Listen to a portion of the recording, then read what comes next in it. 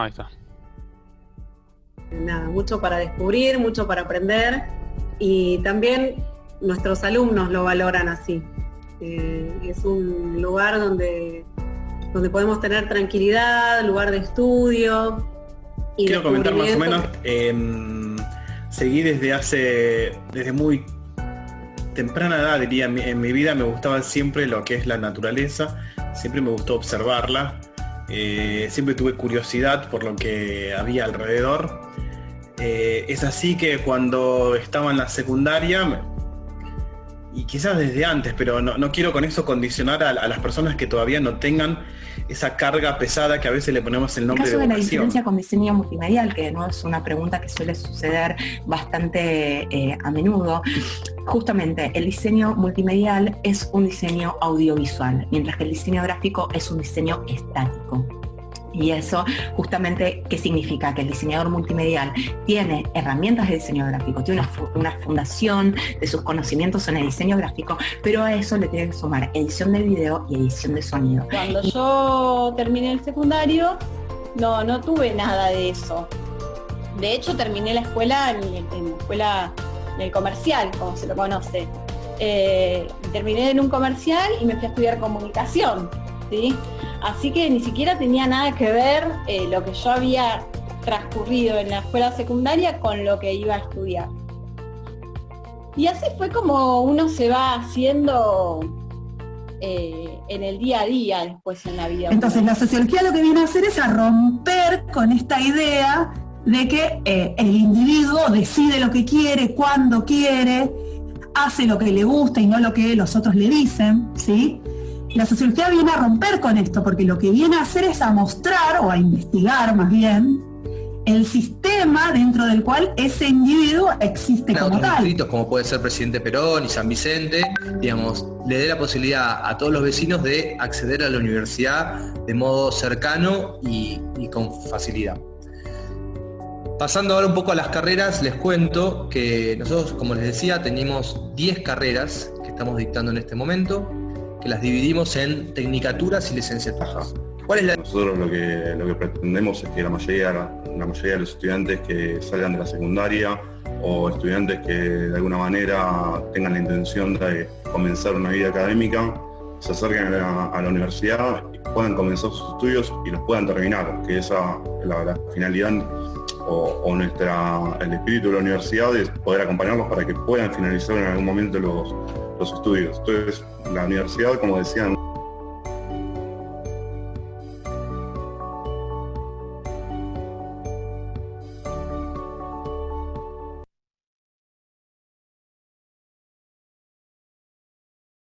Bueno, ahora sí, luego de este resumen de la segunda semana, voy a dejarlos en manos de Miriam Guerra y Cecilia Lodigiani, quienes serán las moderadoras de este encuentro, presentando a los disertantes de hoy de Psicopedagogía y Servicios de Comunidad. Bienvenidos. Todos, bienvenidos. Ceci, ¿estás por ahí? Sí, hola, buenas tardes. Bueno, hoy vamos a tener la posibilidad de hablar sobre psicopedagogía junto a Gastón Sánchez y Micaela de Stefano. Les voy a contar un poquito acerca de la trayectoria académica de ellos. Gastón es psicopedagogo, egresado de la Universidad Nacional de Lomas de Zamora, es integrante del equipo de profesionales del Servicio de Atención y Orientación Psicopedagógica, del SAOP, coordina además el programa clínico de intervención y capacitación docente Encuentro entre Miradas, es docente de nivel superior y medio, coordina el sitio psicopedagogiaweb.com.ar y del grupo de Facebook Unión de Psicopedagogos Argentinos, UPA, con más de 26.000 participantes del campo de la psicopedagogía. Brinda también capacitaciones a profesionales en contextos tecnológicos para el campo de la salud y la educación.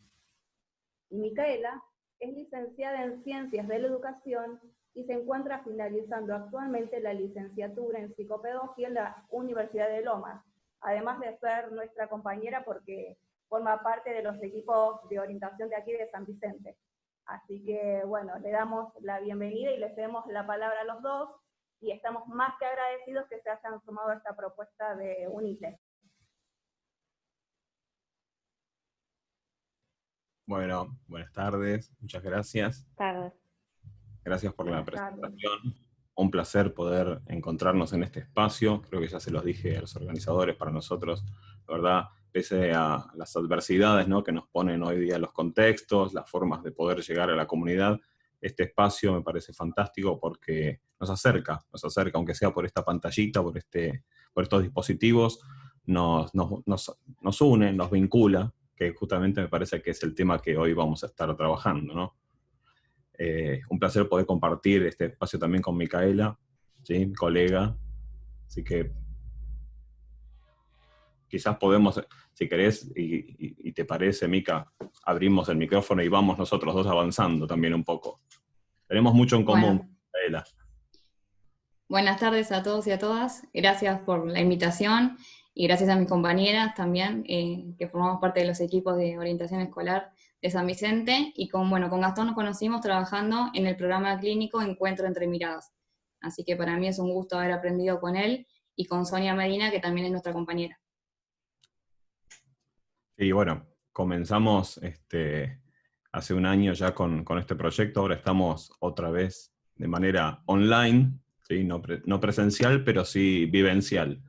Bueno, me parecía que quizás con respecto a la trayectoria que uno lleva, por lo menos en mi caso, desde la psicopedagogía, se me ocurría contar quizás desde las primeras instancias, de los primeros acercamientos, que me parece que es lo que le debe pasar a muchos de los que hoy día están, ¿no?, atentos a ver qué es lo que pasa, qué voy a elegir, qué carrera, qué hago con mi proyecto de vida, qué hago hoy día, qué voy a hacer mañana. Digo, todas esas preguntas que atraviesan, ¿no?, a las adolescencias.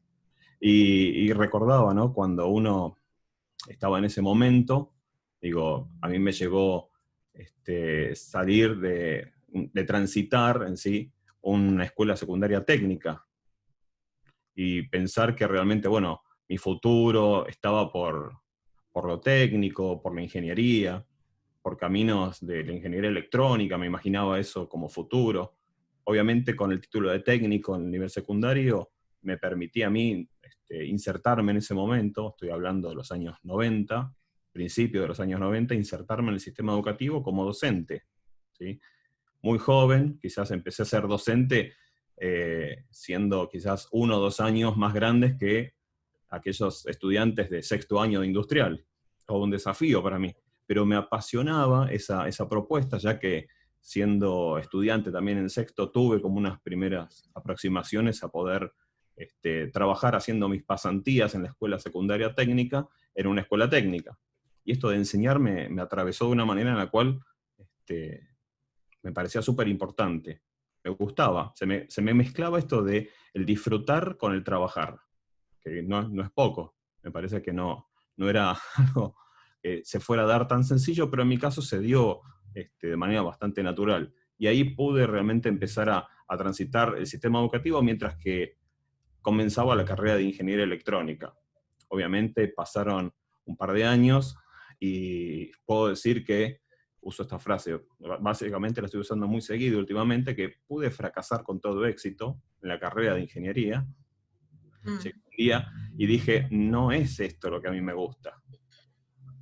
Y ahí es donde realmente empecé a decir, bueno, ¿qué es lo que yo quiero? ¿Qué es lo que me gusta a mí? ¿Qué es lo que realmente me atraviesa? Y digo, ¿de qué quiero vivir realmente? ¿Como ingeniero? Yo estaba en el sistema educativo y cada vez me apasionaba más aprender sobre cómo aprende otro, mejorar los procesos de cómo se enseñan, el vínculo. ¿Cómo podía ser que yo conocía quizás estudiantes, ¿sí?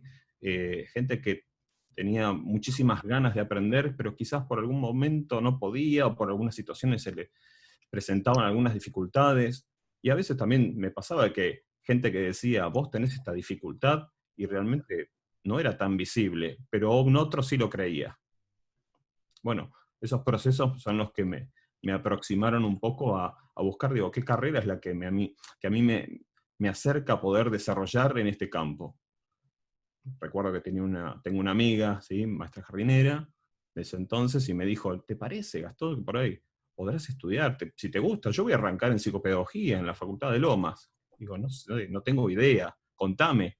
Digo, jamás se me pasó, digo, este espacio de decir, orientación vocacional, hablar con un otro, las carreras. Fue como, decía mi abuelo, a los ponchazos, ¿no? Uno fue aprendiendo a medida que iba sucediendo. Y salir, ¿no? Quizás de tomar la decisión de no continuar una carrera de ingeniería y continuar en una carrera de ciencias sociales, obviamente que me imagino que para muchos le debe pasar también esto, decir, llegar a casa y contar, dejé de estudiar, ¿sí?, la carrera de ingeniería, y ahora voy a ser psicopedagogo. Lo primero que parecía es, ¿pero cómo? ¿Esa carrera? ¿En educación? No, todos estos cuestionamientos, pero me parece que ahí lo más importante fue sostener mi deseo. Sostener el deseo de lo que yo realmente quería. Y creo que, bueno, sí, pasó a ser... Lo que significa, Gastón, lo que significa ser varón, ¿no? Y ser psicopedagogo. Esto que también te jugó con tu historia, porque me acuerdo que en una de las charlas, cuando íbamos a Fiorito, a las capacitaciones, Gastón me dice, yo quería ser maestro jardinero. Y después la vida me llevó por ser psicopedagogo. Cómo pesan a veces los prejuicios, ¿no?, de las carreras. Que a la hora de la elección, esto como uno como adolescente no tiene que dejarse llevar por eso, ¿no? Poder reflexionar ante eso. A mí, por ejemplo, yo elegí mi primera carrera, Ciencias de la Educación. Claro, mis compañeros tenían 50 años promedio, y yo era recién salida de secundaria, un adolescente. Y bueno, y a pesar de todo, me hice un grupo de pares con gente más grande y demás, que la pasé excelente en la facultad. Así que traigo esto como para pensar, ¿no? Cómo juegan los prejuicios, estereotipos a la hora de elegir una carrera, y qué bueno que uno se pueda conectar con el deseo, ¿no? Como le pasó a Gastón. Sí, yo pienso y tengo estos momentos muy vívidos siempre, muy, muy cercanos, ¿no? Recuerdo como si fuera tipo película, ¿no? Llegar quizás a ese tercer año de ingeniería y decir, hasta acá llegué. Esto no lo quiero, yo no me imagino, no me podía, me costaba esto de poder proyectarme hacia adelante. En cambio, cuando empecé a encontrar que realmente una carrera como la de psicopedagogía me abría las posibilidades de poder trabajar en un espacio en el cual yo conocía en ese momento, que era el de la educación, obviamente fui descubriendo que no era el único, ¿sí?, que tenía muchos más espacios para poder desarrollar. Es más, y hoy día podría decir, encuentro cada vez más espacios para poder desarrollar la carrera. Y me apasionó de una manera. Digo, las pasiones en esto son trascendentales, ¿sí? Se imaginan, digo, empezar a cursar. Los días lunes no era fácil hablar de fútbol con alguien en la carrera de psicopedagogía. No tenía muchos compinches para eso. Digo, lo digo de manera graciosa, pero realmente tiene que ver con esto que dice Micaela, ¿no? Los prejuicios. Estamos hablando principios de los 90, ¿no? Decir, bueno, un varón en psicopedagogía. Éramos muy pocos. Hoy veo la facultad y nada que ver. Gracias. Por suerte, han cambiado mucho, se han derrumbado muchas de estas barreras que tienen que ver con los prejuicios, ¿no? Es una carrera para mujeres. Es una carrera para quien se apasione realmente de los procesos de aprendizaje, del desarrollo del individuo, de un sujeto. Digo, estas palabras que quizás nos atraviesan, un sujeto, individuo, el colectivo. Empezamos a reformular muchos de esos conceptos que quizás en los 90, en mi formación, empecé a trabajar, hoy ya están totalmente corridos. Me parece que, bueno... Sí, y además, también como pensarnos en la psicopedagogía como este campo que trabajamos estrictamente con los aprendizajes, y no solo con las dificultades, y además que abarca todo el ciclo vital, ¿no? Podemos intervenir con sujetos, niños y niñas, con adolescentes, con jóvenes, con adultos mayores, y la verdad que es un campo muy amplio que muchas veces queda asociado solamente a la idea de lo escolar y solamente a la idea de las niñeces, y si nosotros investigamos, desde nuestras propias trayectorias también ya trabajamos en diferentes ámbitos. Por ejemplo, yo trabajé en el programa FINES, con adultos y adultos mayores, en formación para secundaria profesional también con adultos y adultos mayores, como profesora en ese caso y como tutora pedagógica, y la verdad que me amplió la mirada, porque la realidad es que uno, si está pensando en estudiar psicopedagogía, lo primero que se le viene a la mente es trabajar con niños y consultorio, ¿no? Es como que tenemos este imaginario. Entonces, si uno se pone a investigar sobre la carrera, encuentra un montón de ámbitos para insertarse. Por ejemplo, con el programa clínico, el ámbito comunitario. Somos los psicólogos de los chicos, entonces, lo corremos eso. Tal cual, tal cual. Este supuesto de sos psicólogo de chicos, ¿no? ¿Cuántos supuestos tenemos que ir corriendo? Así que, bueno, la realidad es esto, poder delimitar la carrera, ¿no? Porque trabajar con el aprendizaje no es lo mismo que trabajar con la conducta, con la personalidad, que sería más ligado a la psicología y al psicólogo, a la psicóloga. Así que esto también uno cuando ingresa a la carrera lo va descubriendo, ¿no? Yo cada vez que iba haciendo más materias, conversaba con más colegas y demás, descubría más ámbitos, descubría más posibilidades para trabajar, y la verdad que uno se enriquece de todas las experiencias. Esto que hicimos con Gastón en la Facultad de Loma de Zamora y con Sonia, el Encuentro de Tres Miradas, fue un proyecto comunitario, ¿no? Poder trabajar con docentes del nivel inicial en los jardines comunitarios, capacitaciones con ellas. La verdad que fue súper enriquecedor y que es algo innovador también, ¿no? Que la psicopedagogía, como es una disciplina joven, nos permite ir también metiéndonos en el tema, poder investigar, poder escribir sobre esto también. La verdad que nos da mucha satisfacción porque somos felices trabajando de lo que estamos haciendo, que me parece como muy importante. Y todo esto lo hacemos por servicio de la comunidad y no nos pesa, al contrario. Nos disponemos de los sábados en la mañana para hacer capacitaciones contentos, lo vemos como un modo de vida. Yo creo que, lo hablamos el otro día, la educación y la salud, al que está comprometido, no le pesa porque sabe que va a trabajar con colegas que van a acompañar un montón, que se terminan haciendo amigos, compañeros de trabajo, y es una manera de ver la vida. Sí, yo coincido, digo, en esto no es poco poder coincidir en que realmente el deseo acá nos impulsa constantemente. Por eso me parece que no es, yo sé que no es fácil, ¿no? Y más pensando hoy día, ¿no? En la etapa en la que muchos adolescentes están pensando, digo, mi deseo, cómo lo llevo, cómo lo atravieso, digo, bueno, ¿cómo lo pongo en juego? Digamos esto, ¿no? ¿Cómo voy a poner en juego mi deseo? Bueno, tendré que tratar de conseguir la mayor información posible, primero de mí mismo, que no es menor conseguir información de mí mismo, que me gusta, cuáles son mis intereses, cuáles son mis aptitudes, dónde me siento bien, de qué manera. Me parece que digo, cosas que quizás uno trabaja cuando hace procesos de orientación vocacional. Ayuda, ¿sí? en este proceso de poder orientar vocacionalmente a otro, que la verdad es lo que hacemos de esto de que el otro pueda descubrirse a sí mismo, que pueda encontrar un camino que arma solo, que lo va armando, que se va descubriendo, decir, estas son mis posibilidades, esto es lo que a mí me gusta, esto es lo que yo me propongo de acá a corto plazo, a 5, a 10, a 15, a pensarse a veces y jugar en esto de, ¿qué haría yo cuando esté jubilado de? ¿Sí? Pensar en el futuro, a jugar mucho en el futuro. Me parece que no es menor. Y ver para nosotros, digo, esos procesos de desarrollo del sujeto son fantásticos. Digo, más allá, ¿no? de la remuneración económica, del contexto laboral, de poder vivir de esto, porque la verdad también se puede vivir de esto. ¿Sí? No, más allá de todo lo hermoso, digo, hay un factor que, si yo me lo pensaba, quizás esto de los tenido 17, 18 años, dije, ¿qué voy a vivir? Y también, en mi casa también estaba esto, de, fíjate que tenga trabajo de esto, ¿no? Debe pasar, a muchos les debe pasar esto mismo. Y obviamente es natural esperar suceda esto, que uno se ponga en el camino y decir, pero yo podré vivir de esto, por más que me apasione. Bueno, sí. En el caso de la psicopedagogía hay muchísimo trabajo. Por ejemplo, nosotros tenemos a nivel tanto nacional como provincial 2 grandes resoluciones, por ejemplo la 311/16 y la 1664/17, que hablan sobre, ¿sí? más que nada, inclusión, y realmente el campo se amplió muchísimo, la mirada se amplía aún más todavía de nuestras formas de trabajar. El paradigma de la inclusión nos habilita aún más intervenciones en el territorio, y si uno dice, ¿dónde uno puede trabajar con un sujeto, ¿sí? que esté en etapa de desarrollo? Y bueno, como dijo Micaela, trabajamos con todo el ciclo vital, con todo, ¿sí? Podemos trabajar en orientación desde las primeras infancias hasta, ¿sí? acompañar en estas últimas etapas, ¿sí? a poder disfrutar de todo lo que me quede del ciclo vital.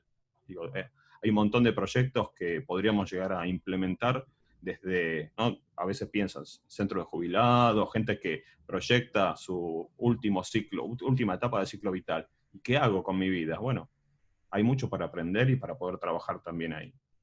me parece que es muy amplio el campo. Desde lo laboral, el mercado realmente es enorme. Se pone mucho en juego la creatividad también.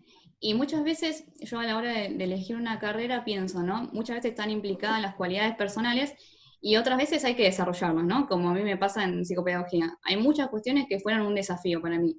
Bueno, me cuesta esto de disfrazarme, me cuesta esto de exponerme, de tirarme al piso a jugar. Bueno, y lo fui desarrollando porque es algo que fui entendiendo el para qué y el por qué, y la verdad que me fue atravesando la carrera misma, y ver a mis compañeros que funcionan como un otro espejo haciendo lo mismo, la verdad es que me lleva a poder trabajar de esto en conjunto también, ¿no? Y ahora particularmente yo estoy cursando en el ámbito de la virtualidad, así que también es un desafío, más que nada se los comento a los adolescentes que están terminando el secundario, pero que nunca me sentí sola, ni siquiera en la virtualidad, que la característica de la Facultad de Lomas es esa. No somos un número, ¿sí? Somos personas con nombre propio.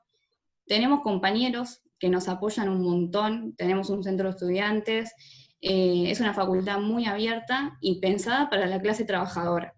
Esto, como decía Gastón, todos, generalmente la mayoría, llega a la facultad después de trabajar. Hasta los mismos profesores que uno los ve llegar y llegan cansados y llegan con todo su trabajo del día encima. Y eso la verdad que es muy bueno porque es una facultad que aloja, ¿sí?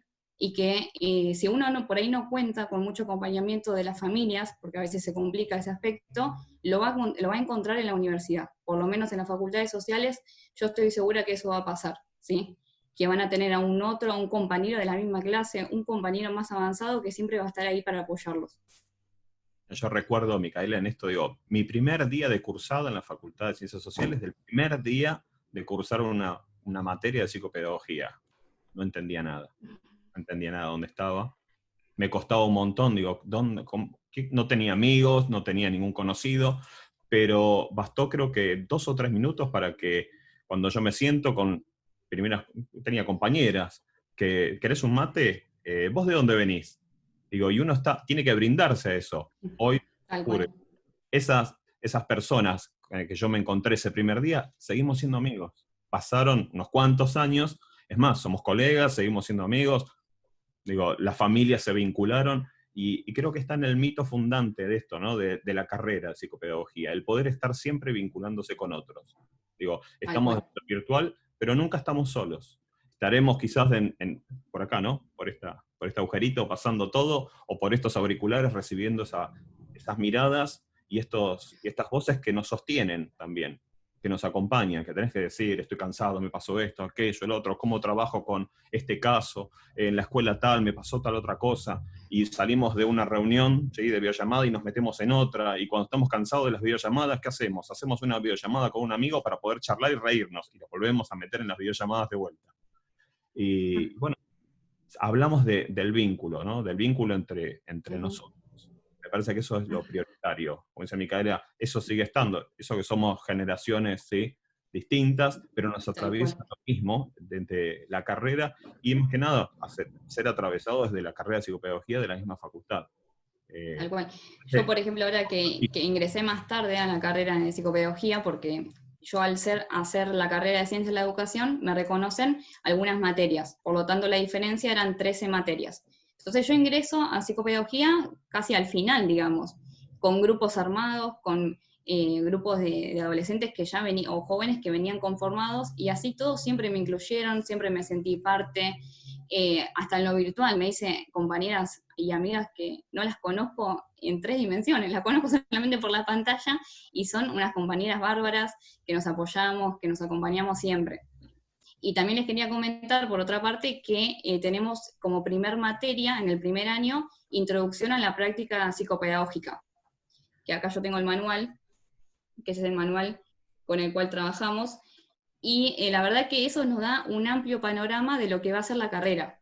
Es decir, que cuando uno cursa esa materia, ya se va a dar cuenta, o por lo menos va a tener un indicio si la quiere seguir, si la quiere continuar, porque la verdad que es súper completa, y nos habla de esto, nos habla de dónde nos podemos insertar, con quiénes trabajamos, cómo trabajamos, con profesoras que forman parte del SAOP, ¿sí? Que es el Servicio de Atención y Orientación Psicopedagógica de la Facultad, del cual forma parte Gastón y Sonia, y el director es Oscar Amaya, y la verdad es que es espectacular porque ya uno ya hace la primera materia sabiendo a dónde puede llegar, ¿no? Y cuál va a ser su trayecto por la universidad. A mí me encantó esa materia. Bueno, yo cuando cursé no la tenía, pero bueno, teníamos otra, digo, pensando en los 90, teníamos quizás problemática universitaria, que era una materia de allá y entonces que no era menor, ¿no? Nos atravesaban otros momentos históricos de nuestro país. Pero realmente se ha avanzado muchísimo. Me parece que lo que yo pude descubrir a mí me llevó mucho más tiempo.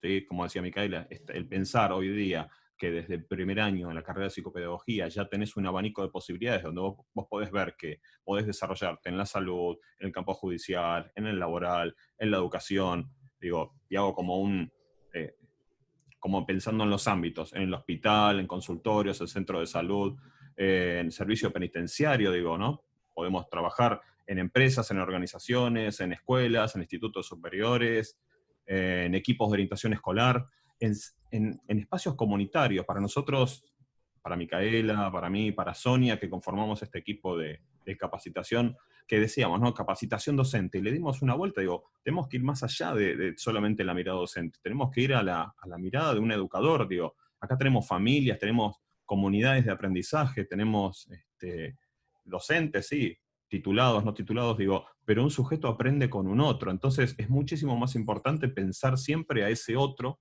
y el vínculo que tiene con el sujeto que está aprendiendo. Y acá a veces nos ponemos a discutir, ¿no? Uno dice el estudiante, yo diría ya también hoy el aprendiente. Vamos a reformular un poco y a jugar con esto, ¿no? Porque cuántos sabemos que a veces decir, bueno, yo soy estudiante, pero realmente no estoy aprendiendo. Y otras cosas es que quizás yo me pongo en posición de poder aprender, pero también tiene que haber tiene que estar esta posibilidad de un otro que posibilite ese marco para que un sujeto aprenda. ¿Sí? Ese vínculo. Acá, donde uno no quiere, dos no pueden, decía un viejo refrán. Acá es necesario estos dos, este vínculo entre el que se brinda a enseñar y aquel que se brinda a aprender, ¿no? Ese encuentro entre más de dos comunidades, no sé, colegios, instituciones, centros. Hay que abrirlo cada vez más. Zoom, ya en videollamadas, hay que llevarlo a la virtualidad esto también, ¿no? Por eso uno piensa individuo, grupo, institución, comunidad. Me parece que tenemos muchísimas más posibilidades. Y uno va haciendo camino. Algunos son de manera autónoma, trabajan solos, tienen su propio espacio clínico, tienen su propio consultorio, trabajan en consultorio, trabajan en instituciones, ¿sí? Así que me parece que es bastante amplio. Sí, también pensar como el término carrera, ¿no? Que siempre lo problematizamos nosotros, porque en realidad no nos corre nadie, ¿no? Cada uno hace la trayectoria educativa, en este caso será terciaria, universitaria, como puede, ¿sí? Cada uno sabe las condiciones que tiene, y la realidad es que en Lomas está lleno de historias, ¿sí? De historias de gente trabajadora, como yo les decía, de gente que porque tuvo complicaciones con el ámbito familiar, tuvo que dejar y después continuó sus estudios más tarde, gente adulta que decide arrancar una carrera universitaria, está lleno de esas historias, ¿sí? Y la realidad es que, bueno, pensando en los adolescentes que están en sexto año, que no es el año que esperaban, que como nadie esperaba este año, pero ellos la verdad que es muy complejo, y pensar esto, ¿no? Bueno, ¿qué puedo hacer yo en este contexto de incertidumbre? Me animo, ¿sí? Si tengo la posibilidad, si puedo, me animo a ingresar a una carrera, y bueno, después veré cuántas materias hago, ¿sí? Siempre pensando en esto de que el plan de estudio es un estimativo, una aproximación a cuánto yo puedo tardar en hacer la carrera, pero que no me corra nadie, ¿sí? Cada uno va a tener su tiempo y sus posibilidades. Eso me parece central, porque si no, uno se va frustrando porque no va haciendo las materias que dice el plan, ¿no? Y después, uno cuando ya está dentro de la universidad, ya se acostumbra, digamos, a eso, ¿no? Pero por ahí, es como, me parece muy importante decirlo, ¿no? Yo tuve el privilegio de hacerlo en los 5 años que decía el plan de estudio, pero sé que no es la realidad de todos. La mía. La mía no. La mía no. No fue posible. Me fue imposible. Me fue imposible. Cursaba, creo que el primer y segundo año pude cursarlos como si fuera completo. Después ya no hubo forma. ¿Por qué? Porque teníamos que trabajaba 3 turnos, trabajaba a veces 2, familia, hijos, ¿sí? Y digo, uno tiene que dedicar sus tiempos. Y recuerdo algo, creo que en las primeras materias, ¿no?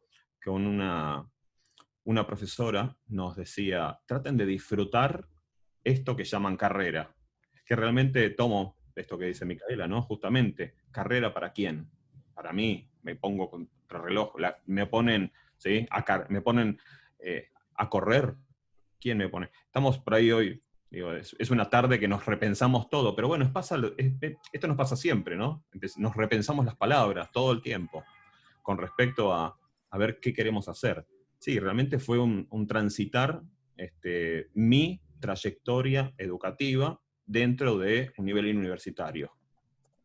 Lo expandí, lo agrandé un poco más, pero fue mi trayectoria, ¿sí? Fue el espacio en el cual yo pude transitar, pude desarrollar mis aprendizajes de la mejor manera en función de las condiciones que tenía, ¿no? Como decíamos, un espacio donde la gran mayoría nos encontramos que somos trabajadores, llegamos cansados, tenemos que comprar los apuntes, seguir el libro, nos pasamos a veces información, trabajamos de manera colaborativa, pero a todos nos pasa algo, entonces siempre estamos acompañándonos. Y cada uno con sus tiempos. Yo dije al principio, ¿no? Ese primer día con esas colegas que yo me encontré, nos seguimos viendo. Unas terminaron antes, otras terminamos después, pero nos seguimos ayudando igual. Entonces me parece que eso está bueno, tener en cuenta que realmente mi trayectoria escolar va a estar fundada en redes de trabajo, redes colaborativas. Pensar esto en menor, porque es parte de justamente de esta profesión, el trabajar en red. Hoy nos toca estar desde la virtualidad, ¿no? Pero bueno, seguimos estando en red. Leía en el chat. No hay problema, ¿no? Contesto, digo, si surge alguna pregunta. Sí, aparecen preguntas, me parece.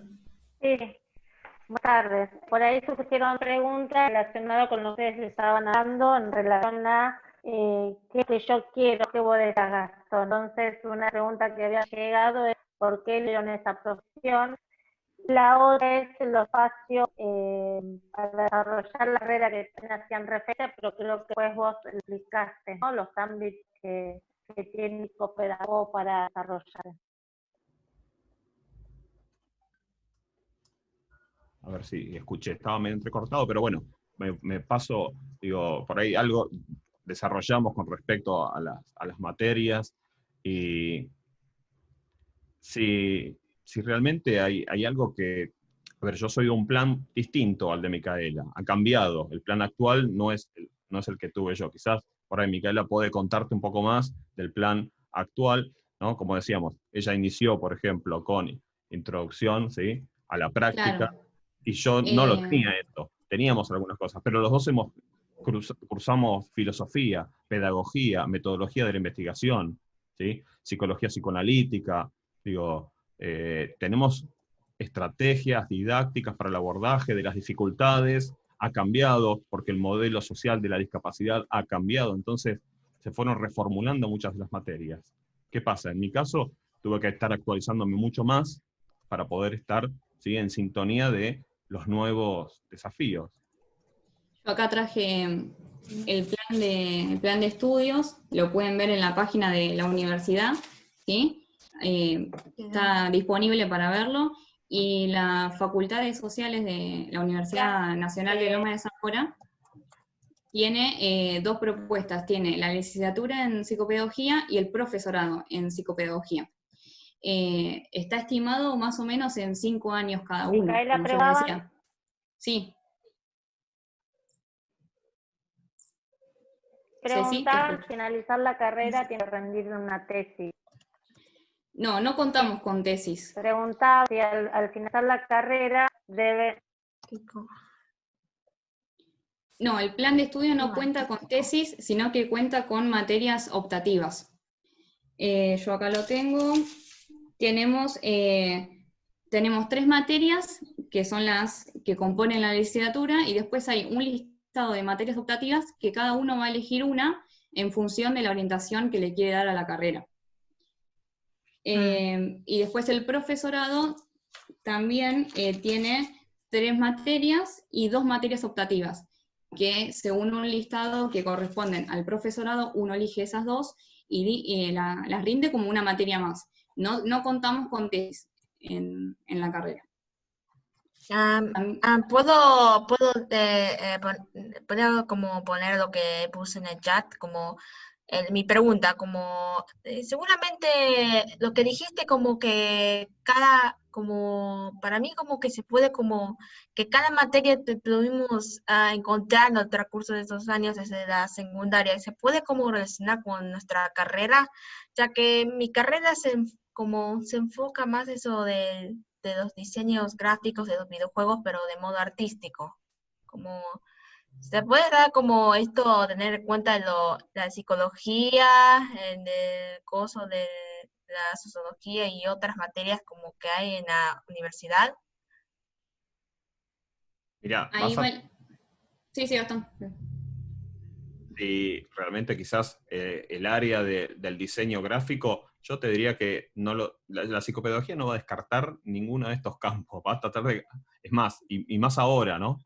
¿Qué quiero decir? Me pasa a mí, por ejemplo, esto de poder contar con el trabajo hoy día, mi consultorio es así, es lo que están viendo, es virtual. Entonces, poder preparar material, ¿sí?, para trabajar con un paciente, para poder dar clase, tengo que tener recursos, ¿sí?, digitales como para poder abordar. No va a ser quizás mi eje principal, no, pero es un recurso en el cual, tecnológico, con el cual yo una competencia que necesito tenerlo. ¿Sí? Si yo realmente no puedo manejar quizás algún tipo de material digital, no lo puedo preparar, voy a tener que volver otra vez a rotafolio, a poder proyectar, ¿sí?, un afiche y aparecer, y como decía Micaela, no, me tiro en el piso, acá me tiro en el piso y desaparezco. Sí. Me voy de golpe. Entonces, tendré que pensar en material para el formato digital. En el consultorio me tiraron al piso, preparaba... Sí, como, solo que digo como que, lo que digo que para mí ser diseñadora de juegos, como que yo preferiría ser diseñadora artística del proceso de diseño de los personajes, de los backgrounds, el modo de esa historia, y no estoy como muy acerca de lo tecnológico y como, no sé, cómo formar un videojuego de manera digital, en cual no puedo, en cual Claro. mi enfoque principal era lo artístico. Mirá, me pasa, por ejemplo, hace un tiempo yo me comunico con gente que diseña software, ¿sí?, para trabajar de manera online en el campo de la educación y de la psicopedagogía. Y tienen equipos de trabajo de gente que dibuja a mano, ¿sí?, que son artistas, que realmente transforman esto que quizás nosotros a veces necesitamos y no sabemos hacer, pero bueno, nos complementamos. Trabajan quizás en el diseño de una herramienta en la cual a nosotros nos viene bárbaro. ¿Sí? Hay un montón de páginas que arman material así, online también, y quizás nos acompañamos de esos recursos. No es nuestro eje principal, pero necesitamos de ellos. Sí, gracias gracias por tu respuesta. Aquí aparece Y una además pregunta, perdón. No, perdón. También como tenía otra duda sobre como que lo principal de esto como que cada carrera como que todas las materias, como después como primero estás enfocado en una carrera pero con esas dichas materias, pero como después como avanzas esa carrera y después a otras materias, pero como también usarás las mismas materias que de la carrera anterior que no querías hacer y vas a usar en la carrera que ahora que recién te cambiaste, como algo así, como entiendes mi punto. Sí, a ver si te respondo, a ver si me aproximo a darte una Entiendo respuesta. que toman las materias, con que se le dan las materias por equivalencia, que hace referencia a eso. Mirá, yo te puedo contar, por ejemplo, yo hice 3 años de ingeniería electrónica, entonces te diría, todo eso, cuando fui a psicopedagogía, nadie me preguntó nunca nada, Y dije, ay, no, todo lo que estudié y no me sirvió para nada. Claro, después me di cuenta que no, para nada. Todo me sumó, siempre me sumó todo. ¿Qué quiero decir? Cuando yo tenía que pensar quizás en el área de matemática, claro, tenía una fortaleza. Claro, yo venía de la facultad de trabajar análisis 1, análisis 2, álgebra, pero ¿qué pasa cuando tengo que trabajar sobre procesos del área de matemática? Como tuve competencias, ¿sí?, que las pude desarrollar en el caso de la ingeniería, nunca, no las perdí, las gané. Claro, específicamente digo, me fortalecí en eso por esta trayectoria que armé. Si yo lo pienso quizás desde otros lados, ¿no? Por ejemplo, a mí me gusta uno de mis hobbies es la música. Entonces, no es que yo hice carrera dentro del área de la música, pero eso lo puedo aportar, digo, es un aporte que me viene re bien para la carrera, porque son experiencias a veces donde uno piensa quizás en las distintas formas en que la inteligencia se puede desplegar, en que el sujeto puede desarrollar sus deseos, y realmente algunos somos por ahí más visuales, otros son más auditivos, otros son, manejan muchísimo más la oratoria, el poder comunicarse verbalmente, otros se pueden expresar corporalmente. Entonces, todo aquello que uno pueda sumar, bienvenido sea acá, ¿no? Pienso desde las inteligencias múltiples, ¿no? Hablo desde ahí, si alguien quiere puede googlear y buscar a Howard Gardner y va a entender quizás un poquito más de a qué me refiero, ¿no? Sí, sí, gracias. Ahora ya estoy bien claro. Bueno. Es bueno que participe este Zoom y al fin puedo como crear mis dudas, que así ustedes las respondan, que al fin puedo tener más sentido eso en las carreras y el coso. Me alegra mucho, Valentina, qué bueno. Sí, además me gustan tus explicaciones como que la carrera es lo que era como más bien como tu pasión, de tus deseos y de que las materias que estás aportando podría ser útil en tu carrera que deseas. Como por ejemplo, si ya estudiando muy bien eso de música, o más bien eso de como de matemática, como tal vez podías como diseñar un personaje con las figuras geométricas y basado a un personaje basado a un género que te había interesado. Es un ejemplo. Sí. Adhiero, me gusta, está bueno esto que podamos. Qué bueno esto, mira, si no hubiera estado esto de esta situación de encontrarnos en un Zoom, quizás jamás hubiéramos hablado, Valentina. Digo, hoy valoro el encuentro, digo, por ahí mi aporte con una experiencia o lo que contaba Micaela, a alguno de ustedes les sirvió. Y me parece que eso es lo más valorable en esta situación, ¿no? Me ha pasado, digo, quizás a veces, y ahora seguimos por ahí, veo con algunas preguntas del chat, quiero contar esto cortito. Me ha pasado casi siempre cuando uno tiene que quizás hacer una reunión para pensar la trayectoria de un estudiante en una escuela, uno a veces como profesional externo y a veces como me ha tocado trabajar también en equipos de orientación, se tiene que reunir con la familia, con los equipos directivos, con los docentes, con los jefes de área de las escuelas, con otros colegas. Eso a veces de la manera presencial era como todo un desafío porque es días, horarios, espacios. Me ha pasado en esta situación, ¿sí?, de aislamiento, tener una reunión, quizás de una videollamada, con todas estas personas y poder acordar rápidamente. Entonces, era impensable. Digo, ¿por qué no lo usamos antes? Bueno, creo que hay cosas que las vamos a capitalizar y las vamos a poder aprovechar. Eso potencia nuestro campo también. Ya la próxima vez, digo, cuando todo quizás podamos volver a la presencialidad, estas cosas no las vamos a perder, no las vamos a dejar de lado. Nos van a venir bárbaros. Bueno, hacemos una videollamada porque no puedo ir a la escuela, porque fulanito no puede llegar, ¿sí? Digo, acá aprendemos o aprendemos. Esa es la forma, ¿no? Esto de, tal cual, como no en el chat, ¿no? Resiliencia. Poder contactarse y conectarse con el otro. Tratar de, en este caso, de hacer todo lo posible, poner todas nuestras capacidades para que el otro pueda desplegar, ¿sí?, su subjetividad. Ok. Gastón, acá aparece una pregunta que dice, ¿la licenciatura en psicopedagogía me habilita para trabajar como profesor?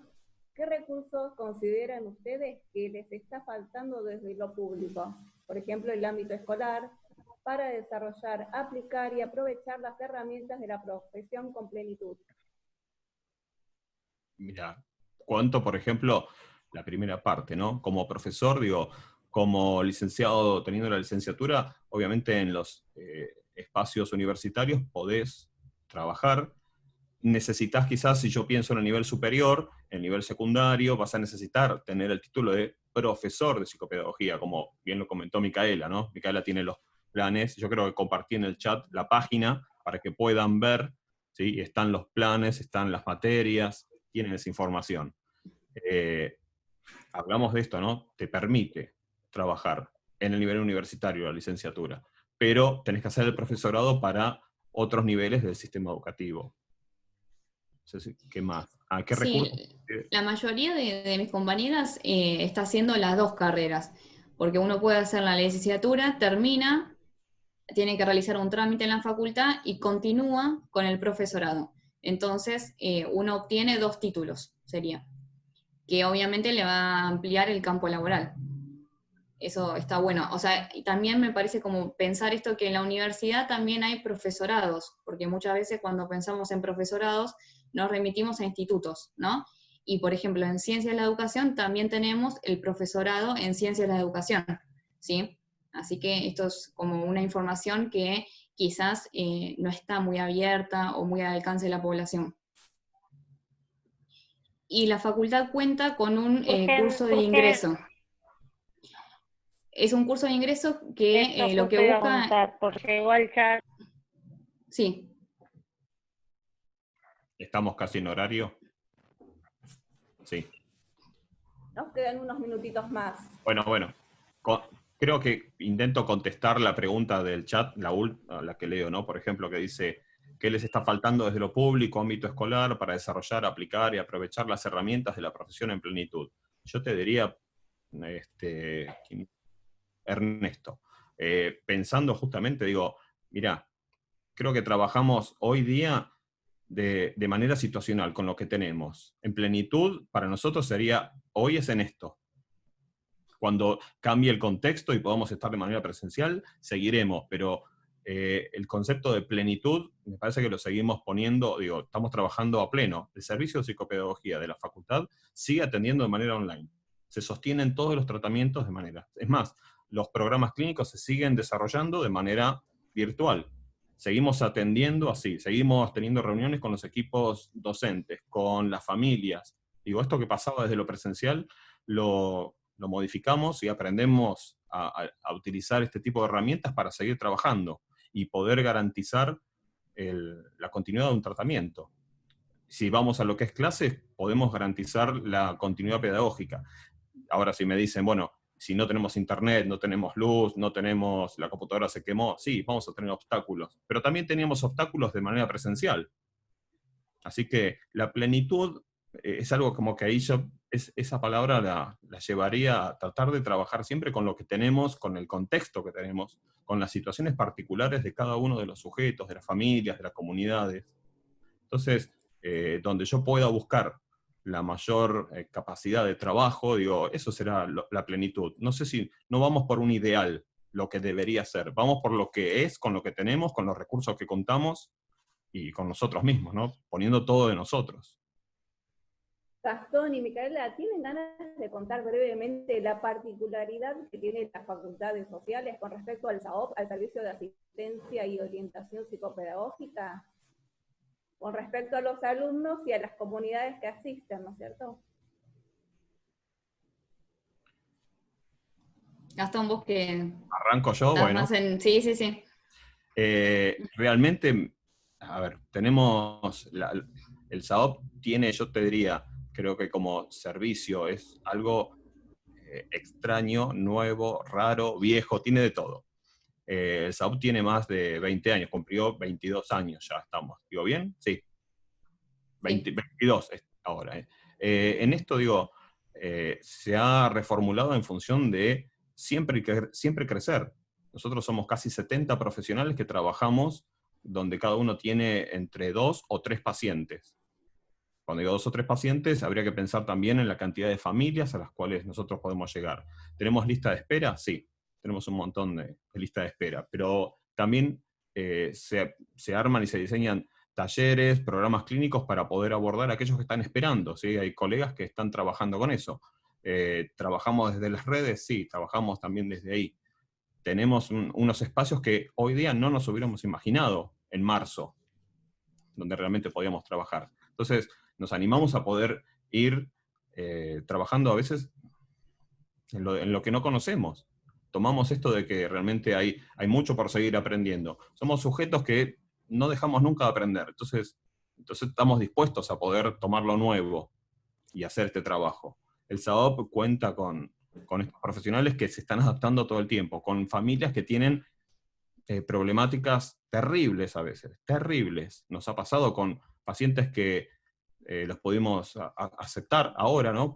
Los hemos conocido desde la virtualidad. Tenemos una colega que el otro día se abrió una admisión y, claro, no tiene, por ejemplo, el paciente no tiene un dispositivo con conectividad, pero el vecino le presta, ¿sí? O una hermana le presta conectividad, se puede pasar el teléfono un rato, se manda audios, manda fotos, trata de hacer una videollamada cortita para tratar de economizar los datos. Entonces nosotros tenemos que pensar nuestras intervenciones lo más certeras y lo más eficaces posible, y a veces también no es en el mismo tiempo que tendríamos que tener la sesión, es cuando podemos, nos acomodamos, digo, tiene que haber una flexibilidad tal que podemos hacer esto del encuentro con el otro un momento fantástico. ¿Para qué?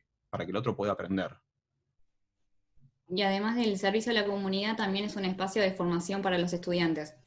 Uno se puede ir insertando en el SAOP o, mejor dicho, yo por ejemplo, todavía no estoy recibida, pero participé del programa clínico Encuentro Terminadas, y también si no, cuando uno se recibe, se puede ingresar a realizar los primeros pasos de atención dentro del SAOP, con mesas de supervisión, junto con colegas que están ya con más trayectoria, ¿sí? Hay hasta colegas que se han jubilado y han vuelto al SAOP. O sea que es un espacio súper enriquecedor de trabajo y de aprendizaje.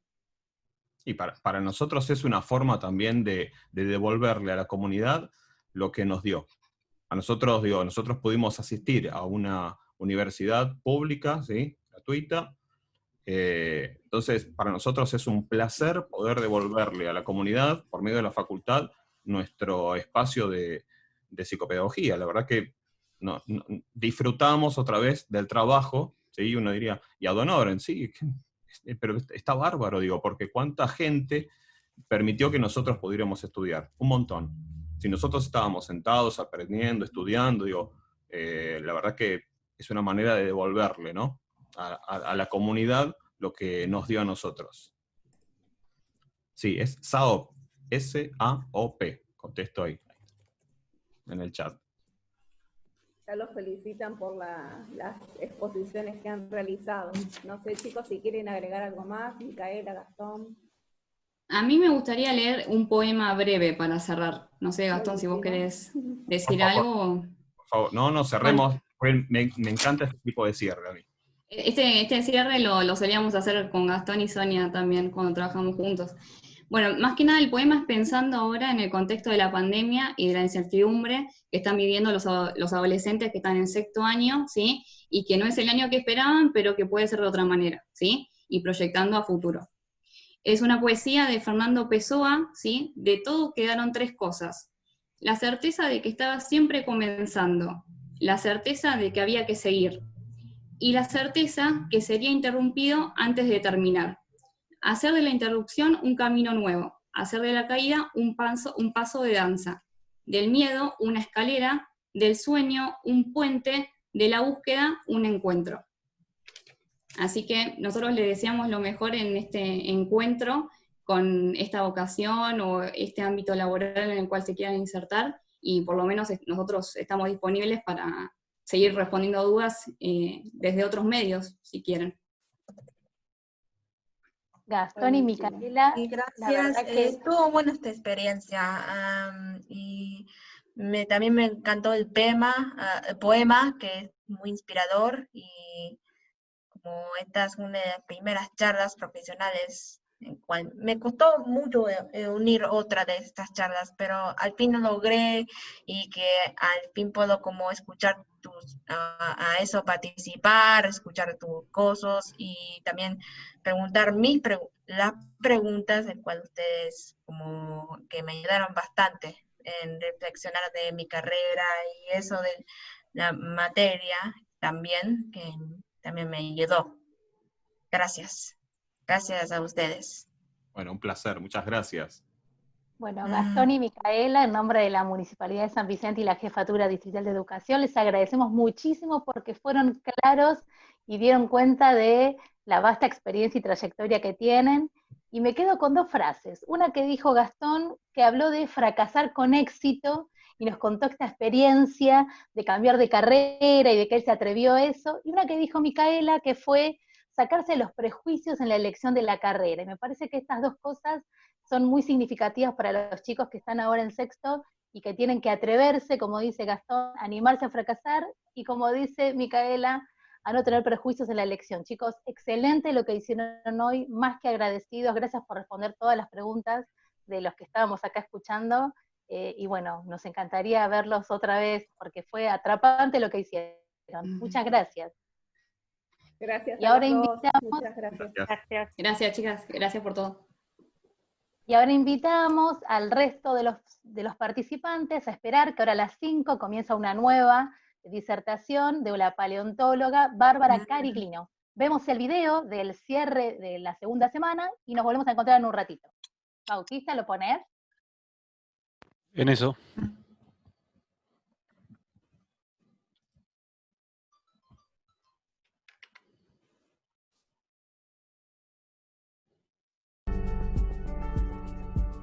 Nada, mucho para descubrir, mucho para aprender, y también nuestros alumnos lo valoran así.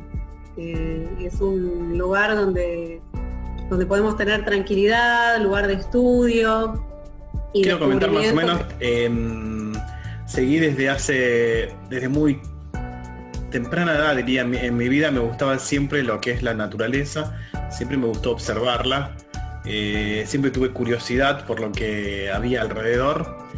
Es así que cuando estaba en la secundaria, y quizás desde antes, pero no quiero con eso condicionar a las personas que todavía no tengan esa carga pesada que a veces le ponemos el nombre de caso de la vocación. diferencia con diseño multimedial, que no es una pregunta que suele suceder bastante a menudo, justamente el diseño multimedial es un diseño audiovisual, mientras que el diseño gráfico es un diseño estático.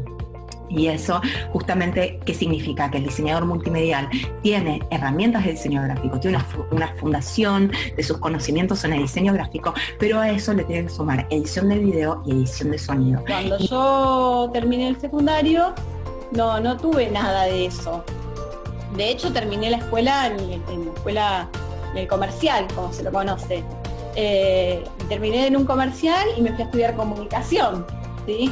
Así que ni siquiera tenía nada que ver lo que yo había transcurrido en la escuela secundaria con lo que iba a estudiar. Y así fue como uno se va haciendo en el día a día después en la vida. Entonces la sociología lo que viene a hacer es a romper con esta idea de que el individuo decide lo que quiere, cuándo quiere, hace lo que le gusta y no lo que los otros le dicen, ¿sí? La sociología viene a romper con esto, porque lo que viene a hacer es a mostrar, o a investigar más bien, el sistema dentro del cual ese individuo existe como otros tal. distritos, como puede ser Presidente Perón y San Vicente, digamos, le dé la posibilidad a todos los vecinos de acceder a la universidad de modo cercano y con facilidad. Pasando ahora un poco a las carreras, les cuento que nosotros, como les decía, tenemos 10 carreras que estamos dictando en este momento, que las dividimos en tecnicaturas y licenciaturas.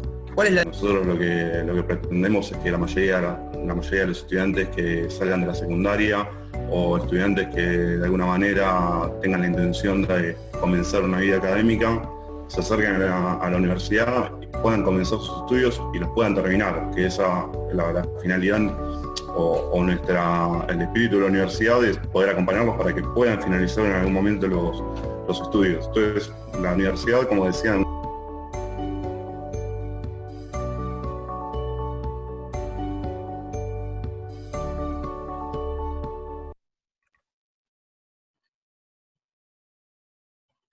Bueno, ahora sí, bienvenidos a esta segunda parte de la jornada de la Expo UNITE.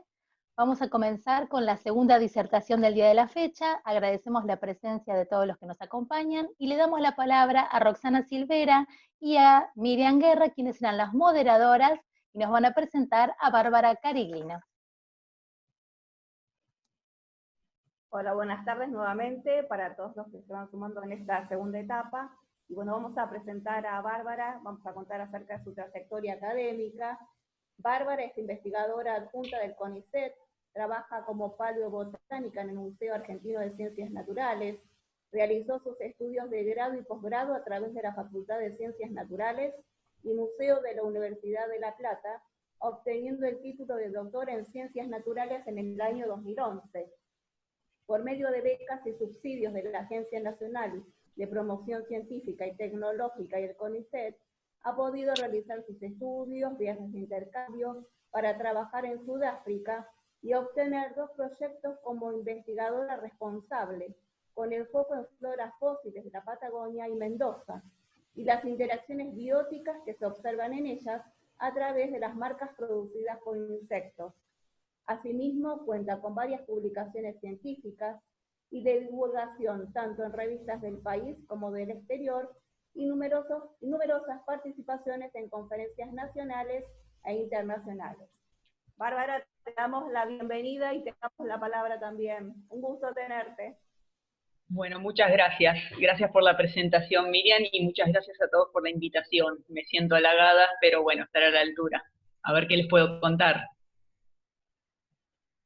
¿Qué tal, Bárbara? Soy Roxana. Queríamos saber cómo fue tu experiencia, tu trayectoria de estudio, cómo fue que llevaste adelante la decisión de elegir esta carrera. Bueno, gracias, Roxana.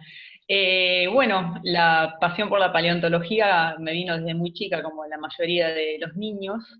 Y bueno, terminé el secundario. Yo soy de Buenos Aires, de la ciudad de Buenos Aires. Y me enteré, más o menos estando en 5º año recién, que la carrera de paleontología, curiosamente, no existía en la Universidad de Buenos Aires. Así que me puse intensamente a buscar dónde podía llegar a estudiar paleontología y descubrí que se daba en La Plata. Así que era la rara, la porteña, estudiando en una universidad que no fuera la de Buenos Aires. Así fue como llegué a la Universidad Nacional de La Plata. Y así es como, bueno, hice los 5 años de estudios allá y conocí un montón de gente y terminé la carrera y pude seguir con esta vocación.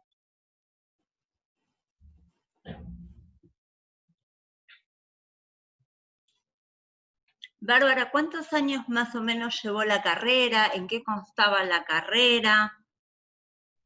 La carrera, el plan de estudios en la Universidad Nacional de La Plata, la carrera tiene 5 años, pero como son materias anuales en su mayoría, es bastante difícil terminarla en esos 5 años. Muy pocas personas lo han podido hacer porque en realidad tiene mucha carga horaria, es una carrera bastante demandante en lo que es carga horaria.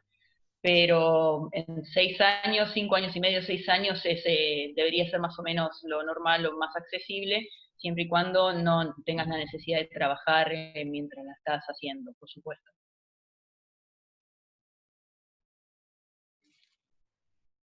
¿Y cuáles fueron las materias que tuviste que cursar? ¿En qué consta la carrera? ¿Cuáles son los ejes generales? Bueno, la carrera empezás en primer año con un ciclo bastante común en materias con las otras orientaciones que tiene. Está antropología, geología, botánica, zoología, paleontología y ecología. El primer año es común a todas las orientaciones, por si te vas dando cuenta que quizás quieras probar con alguna otra rama, y si después te vas haciendo más específico en la rama que querés seguir. Yo empecé la carrera de paleontología y la terminé como paleontóloga.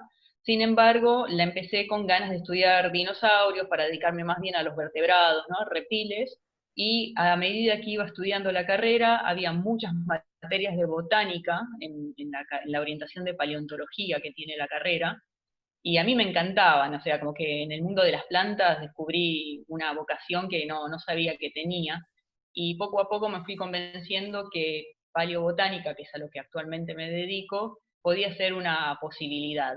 Y bueno, dicho y hecho, luego cuando terminé los estudios, se me dio una oportunidad de trabajar con floras fósiles y fue así como empecé a dedicarme a la paleobotánica. ¿Vos transcurriste luego de que finalizaste tus estudios algún estudio de posgrado? ¿Cómo fue esta especialización?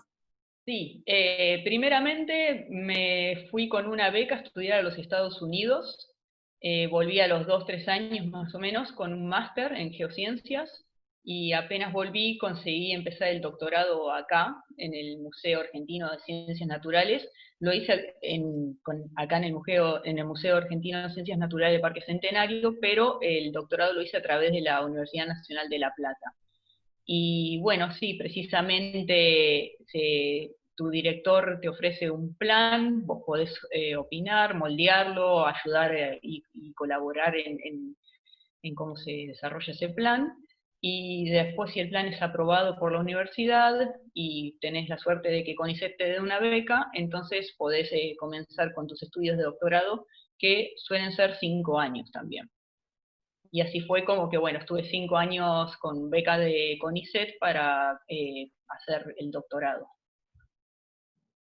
Posteriormente hice 2 años de postdoc. Una vez que entras en CONICET, en general CONICET te va ofreciendo distintas becas para que puedas seguir haciendo tus estudios. Y bueno, así fue como hice el postdoctorado, y luego del postdoctorado tuve la suerte de poder entrar como investigadora en la carrera científica del CONICET. ¿Cómo llegaste a una beca? Contarle a los chicos cómo una vez que uno egresa, que tiene sus estudios terciarios completados, cómo se accede a una beca, por medio de qué. Bueno, para acceder a una beca, las primeras becas son las de becas de doctorado, básicamente. Para acceder a esas becas, lo que suelen pedir como requerimiento es que tengas un buen promedio, en general 7 para arriba, en lo posible, que también que tengas un plan a desarrollar en esos 5 años que sea posible, que sea viable. También contabilizan un poco los antecedentes de tu director o directora. Y no mucho más, te piden básicamente, como estás recién empezando, lo normal es que te pidan un buen promedio y que hayas hecho la carrera en la cantidad menos posible de años dentro de lo esperable, ¿no? O sea, como que cuando pedís una beca hay muchas personas también que se presentan, entonces suele evaluarse en base a eso, si hiciste la carrera en cuántos años y en tus notas, cuál es tu promedio final.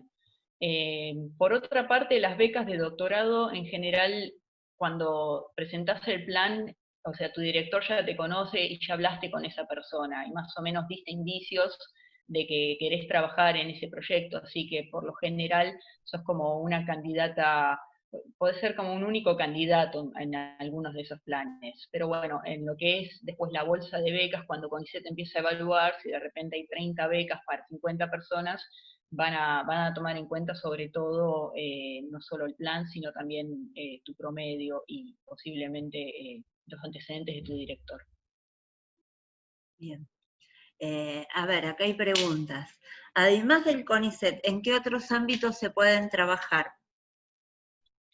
Además de CONICET, bueno, cuando te recibís, cuando sacás, los que estudiamos la licenciatura en general aspiramos a seguir la investigación, ¿no? Ya sea en la rama que elijamos. También muchos hacen docencia, es muy común hacer docencia, ya sea a nivel universitario o a nivel secundario. También se puede seguir una carrera más especializada en técnico, o sea, uno puede elegir, en vez de tratar de hacer una carrera académica publicando trabajos en revistas nacionales e internacionales, puede buscar sinceramente acompañar al investigador en sus proyectos, yendo al campo, organizando las campañas, ayudando en el laboratorio. ¿Qué más? También ahora, desde que se hizo la ley de patrimonio, aproximadamente en el 2002, hay mucha gente que se dedica también a la parte más bien administrativa y a buscar, a evaluar y hacer la protección del patrimonio paleontológico. Algunas personas deciden hacer sus consultorías por parte privada, o bien también pueden realizarse peritajes judiciales.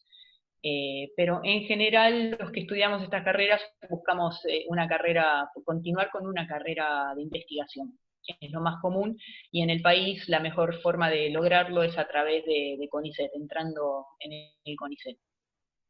Pero hay otras posibilidades, sí, menos comunes. Bien. Actualmente vos, ¿en qué proyecto estás trabajando? ¿En qué investigación?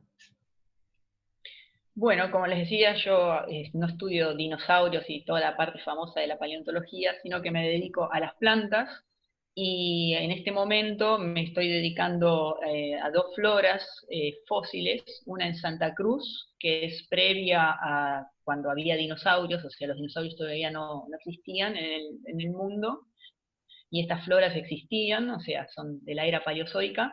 Y sí, después estudio otra flora de cuando ya había dinosaurios, para que se ubiquen, del Mesozoico, pero de la zona en Mendoza. Y bueno, estudio las plantas que componían esas floras, y saco inferencias paleoambientales, o sea, si formaban bosques, cómo eran estos bosques. Y asimismo estas floras, las partes que encuentro de las plantas, hojas, tallos, todas esas plantas, algunas tienen algunas marcas, y esas marcas son trazas que dejaron insectos en esa época cuando comían esas plantas. Y entonces tengo una idea más generalizada de cómo era el ambiente en ese entonces, qué insectos existían y qué plantas comían, y bueno, hago todas inferencias paleoambientales en base a eso, en lo posible. Bien, Barbie, ¿cuántos años de estudio te llevó a vos entre tu grado y tu posgrado? Entre grado y posgrado son aproximadamente, en promedio, lo normal son, entre el grado y posgrado serían los 7 años, ¿no? Serían los 5 años del doctorado, más los 2 años que te dan de postdoc. O sea, el postdoc es una posibilidad de que termines de ubicarte y de sacar más publicaciones de lo que hiciste en tu doctorado. En tu doctorado estás muy abocado a un tema muy específico y en escribir la tesis, y el sistema se ha ido poniendo cada vez más exigente con las personas que están presentándose para carrera y todo, y entonces en estos 2 años están esperando que vos termines de publicar todo lo que no hayas publicado de tu doctorado. Entonces, en esos 7 años que te dan la posibilidad de tener no solo el doctorado, sino también algunas publicaciones, se supone que más o menos terminas de hacer una formación bastante fuerte en cierto tema, y que va a ser la línea de investigación que vas a seguir. Después podés ir cambiándola de a poquito o algo así, pero en general la mayoría nos mantenemos. O sea, yo voy retocando mi tema todos los años a medida que hago nuevos hallazgos y me doy cuenta que pueden surgir líneas nuevas de investigación. Pero bueno, la realidad es que en estas carreras uno nunca termina de aprender, ¿no? Yo sigo haciendo cursos, tomándolos como alumna, no solo ofreciéndome para dar quizás algún curso, sino que también sigo presentándome. Este año he hecho algunos cursos online sobre, no sé, bases de datos, uno puede aprender. Trabajar en patrimonio y en museología es otra de las posibilidades también con las que podés salir con el título de licenciado en paleontología, puede ser, me olvidé decir antes. Bien. Disculpa, Ros. Sí. ¿Tenés ganas de contarnos cómo surgió esta experiencia de intercambio en Sudáfrica que realizaste?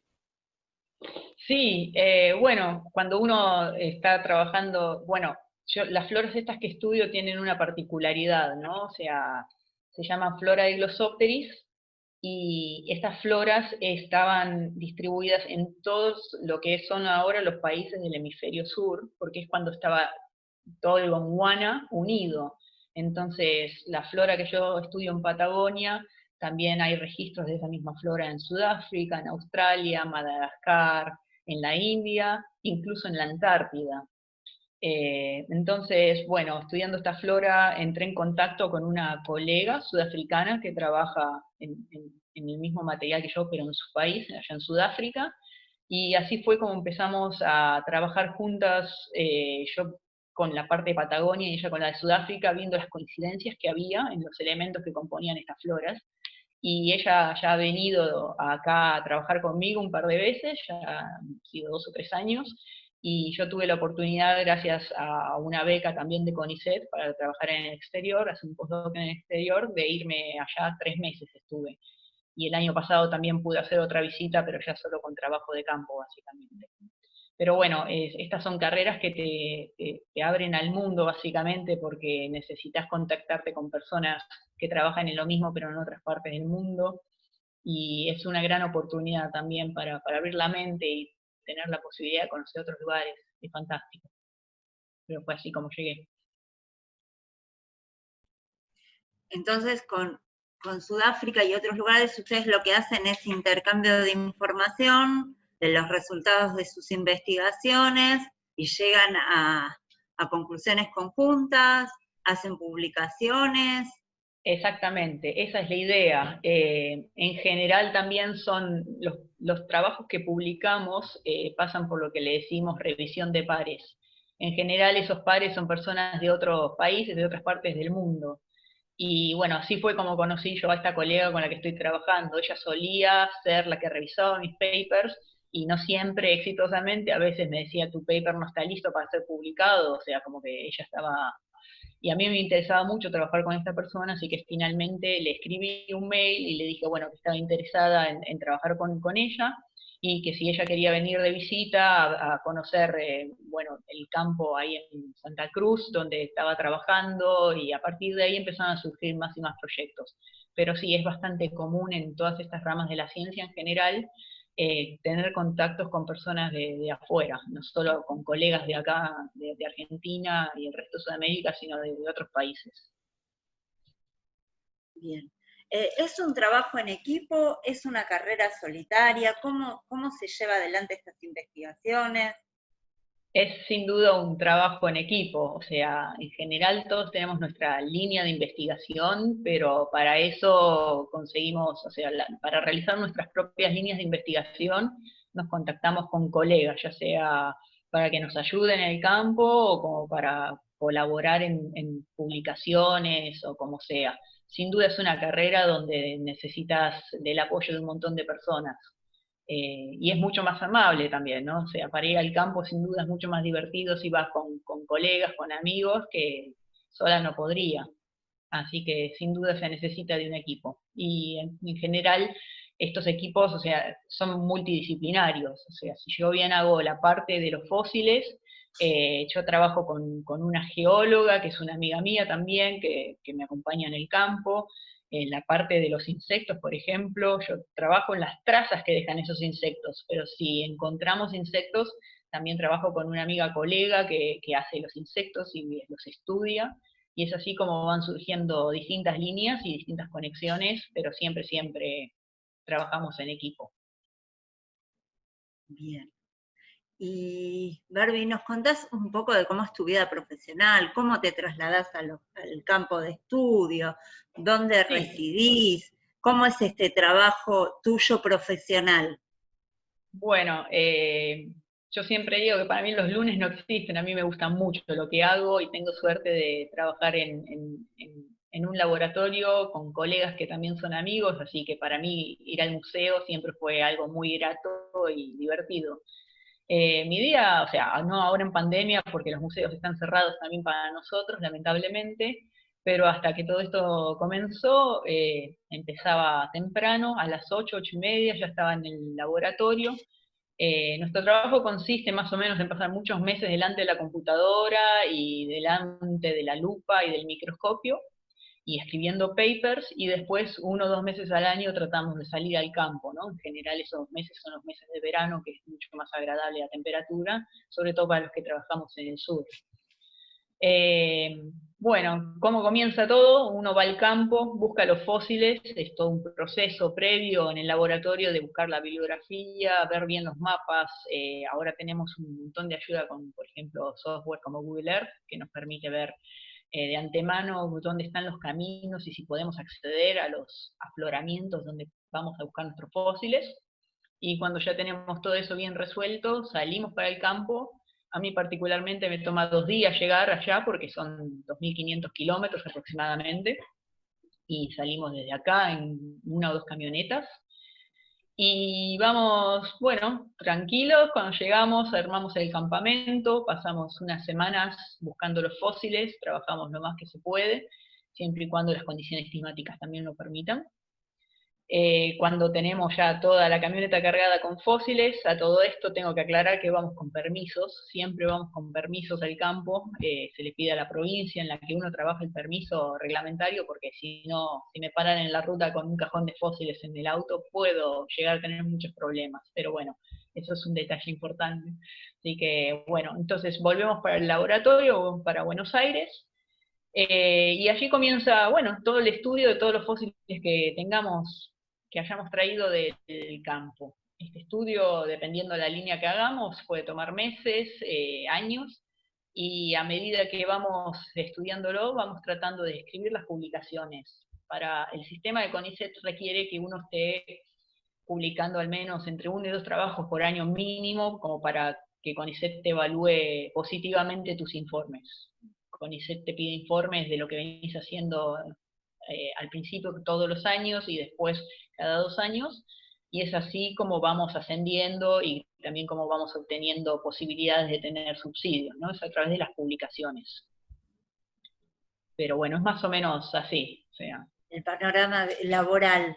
El panorama laboral es algo así, no es solo diversión en el campo, sino muchas horas de trabajo en un laboratorio con la lupa y leyendo mucho. Hay que leer mucho y estar muy al tanto de qué se está publicando en otras partes para saber si hay coincidencias o no, si hay ya hablo de alguna idea novedosa que uno pueda creer que tiene.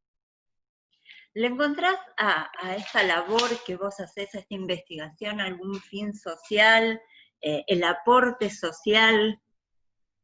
Bueno, el aporte social lo empecé a descubrir hace unos años recién, hará 5 o 6 años que empezamos con algunos colegas y amigos también del museo a dar charlas. Siempre damos charlas en colegios, nos vamos haciendo de a poco también más conocidos porque se va haciendo de boca en boca. De hecho, ahora el 1 de octubre me contactaron de una escuela de la costa y quieren que dé una charla para niños de 4º grado. Entonces tenemos un PowerPoint y nuestra devolución a la sociedad hasta ahora es lo que podemos hacer, siempre dado honor, por supuesto con todas las ganas. Cuando nos piden dar charlas, vamos y las damos. Después en la línea del museo también estamos presentes siempre con la noche en los museos, tenemos las mesas de paleontología y cada persona que trabaja en el museo se arma su mesa y se está toda la noche dando explicaciones de lo que tenemos para presentarle a la gente en la mesa, a quien quiera acercarse y preguntar. Pero sí, o sea, es básicamente eso, estar disponibles para que si alguien necesita que demos alguna charla de qué es lo que hacemos, lo expliquemos, porque puede traer dudas, ¿no? O sea, ¿qué hace un paleontólogo? Y bueno, ¿por qué CONICET te da dinero para que hagas tu trabajo? Entonces, explicamos bien cómo es todo el proceso y tratamos de devolver un poco a la sociedad de esa manera. ¿Por qué le dirías a alguien que estudie paleontología? Es una carrera muy vocacional, o sea, creo que es una carrera que va a estudiar, o que debería estudiar cualquier persona que verdaderamente siente que quiere ser paleontólogo, y que siempre fue su sueño, que no le ponga una barrera porque se puede perfectamente. Es una carrera hermosa, y vale la pena. No voy a mentir, no fue fácil, pero bueno, o sea, ninguna carrera es fácil, así que, pero vale la pena. En La Plata, particularmente, la carrera ahora se da en 3 lugares, tengo entendido. Uno sí es la Universidad de Buenos Aires, la pusieron en el 2002 a la carrera, comenzaron en el 2002 cuando yo ya estaba terminando. Y creo que también en la Universidad Nacional de General Roca, en Río Negro, está también la carrera de paleontología. Son carreras con distintos enfoques. Yo conocí la de La Plata y me gustó mucho. Tiene un conocimiento que yo le digo enciclopédico. Vas a salir sabiendo mucho de todo. Y después, bueno, te especializarás y verás qué haces con todo ese conocimiento. Pero fue una carrera que yo disfruté muchísimo. Fueron 5 años de mucho conocimiento y sorpresas, porque de nuevo, yo no tenía plantas en mis planes de ninguna manera y finalmente terminé dedicándome a las plantas porque las materias de botánica de la carrera eran apasionantes y verdaderamente me abrieron un mundo que yo desconocía. Así que cualquier persona que tenga ganas de ser paleontólogo, le digo que se anime, que elija la carrera en cualquier universidad que la den y se anime. ¿Vos crees que hace falta en Argentina más paleontólogos? ¿Son muchos, son pocos? ¿Es una carrera que por ahí no está muy divulgada tampoco?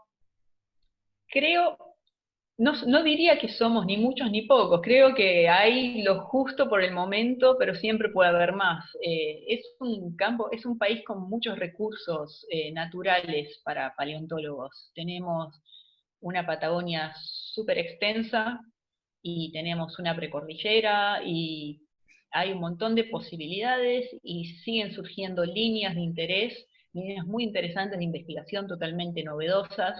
Se están haciendo muchos análisis estadísticos, mucha ciencia cuantitativa en este momento con los fósiles, y son todas cosas novedosas, así que creo que sin duda tiene que seguir habiendo, y ojalá siga habiendo gente interesada en estudiar paleontología, siempre sería una ganancia. No creo que se vaya a acabar el campo en ningún momento, y es verdaderamente una carrera hermosa, verdaderamente vale la pena.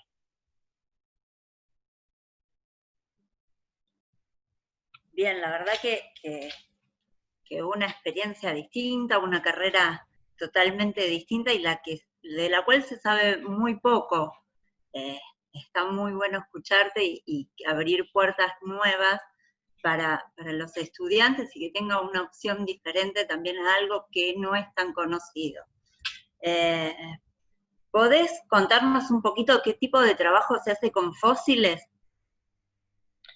¿Qué tipo de trabajo? Bueno, básicamente los fósiles, para empezar, los fósiles son el patrimonio de cada provincia de donde salen, así que la idea es estudiarlos y después devolverlos a esa provincia. O sea, uno los estudia y los mantiene en préstamo todos los años que necesite a través de permisos provinciales, pero una vez que se termina el estudio de determinado fósil, ya lo ideal es devolverlo a la colección que tiene la provincia designada. ¿Qué estudios? Bueno, yo por ejemplo, al estudiar plantas, de nuevo, estudio cómo se estaban compuestas. Primero me fijo qué son esas plantas. Hay frutos, hay flores, hay hojas, hay tallos, ¿qué son? Y las plantas en general están muy separadas unas de otras, no viene así toda la planta armada. Entonces es interesante ver una fructificación, a qué hoja podría haber pertenecido. Entonces, mi trabajo es tratar de construir esas floras, cómo estaban compuestas, y como les decía, en el estudio que hago también de estos fósiles en particular, es buscarle determinadas marcas, como se ven en las hojas actuales, por ejemplo. Si uno presta atención en un árbol, va a ver que algunas hojas tienen agujeritos, o tienen como el margen lastimado, y eso es ni más ni menos que un bicho se lo estuvo comiendo.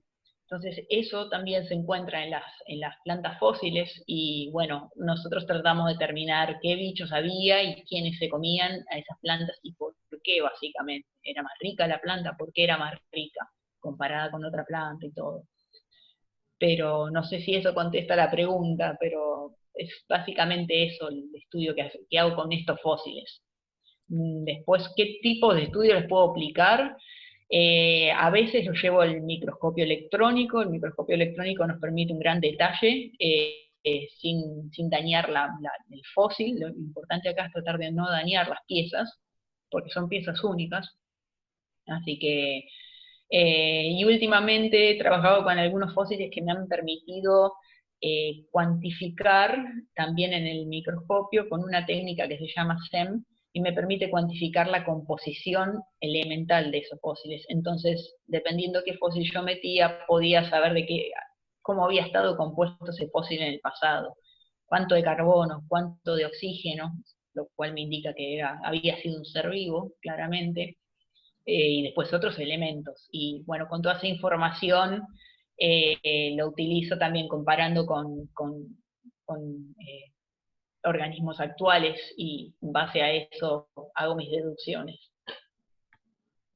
Nos pregunta Lucía, en relación a lo que nombraba sobre la poca difusión de la carrera, si podrías caracterizar brevemente la diferencia entre paleontología y arqueología. Sí, bueno, Mañana tenemos arqueólogos invitados. Sí, precisamente, mañana van a tener la charla de una amiga mía, de Flor Gordón, y ella les va a explicar en detalle qué es la arqueología, sin duda. Pero la diferencia principal es la arqueología. Flor, ¿estás ahí? Cualquier cosa me corregís. Vendría a ser el estudio de los restos que han dejado los humanos, básicamente. Mientras que la paleontología se aboca al estudio de organismos y sus trazas del pasado, o sea, sin incluir al humano, a menos que sea paleoantropología. Pero la paleontología en general va mucho más atrás de la aparición del hombre. Bien. En relación, preguntan, con el trabajo en el CONICET, con tus viajes, si te los subsidia el mismo CONICET, si los abordan ustedes, ¿cómo es esa situación? Bueno, el CONICET lo que hace, una vez cuando entraste como investigador, tenés un sueldo, o sea, todos los meses vas a tener tu paga.